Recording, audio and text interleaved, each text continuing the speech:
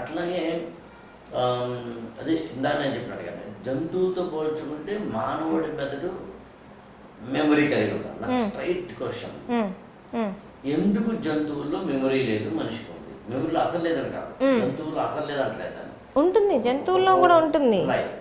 దాని పిల్లల్ని అది జాగ్రత్తగా చూసుకుంటుంది జంతువులు కూడా.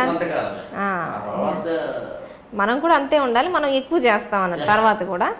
బట్ జంతువుల్లో కూడా కమ్యూనికేషన్ ఉందా? ప్రాపర్ లాంగ్వేజ్ లేకపోయినా కమ్యూనికేట్ చేస్తాయా? సో జంతువుల్లో కూడా దాన్ని ఎట్లా కాపాడుకోవాలో అది నేర్చుకుంటుంది. సో హ్యూమన్ బ్రెయిన్ అనేది మోర్ ఎవాల్వ్డ్, మనం ఇంకొంచెం కాంప్లెక్స్ స్పీషీస్ అన్నట్టు. మనకేంటి అంటే అదే ఇంతకుముందు మన యాన్సిస్టర్స్ ఏం చేశారు, టూల్స్ని కనిపెట్టారు, మనం వాటిని రిఫైన్ చేసుకుంటా అంటే పాత కనిపెట్టిన దాని మీద మనం ఇంకా వర్క్ చేసి ఇంప్రూవ్ చేసుకుంటున్నాం.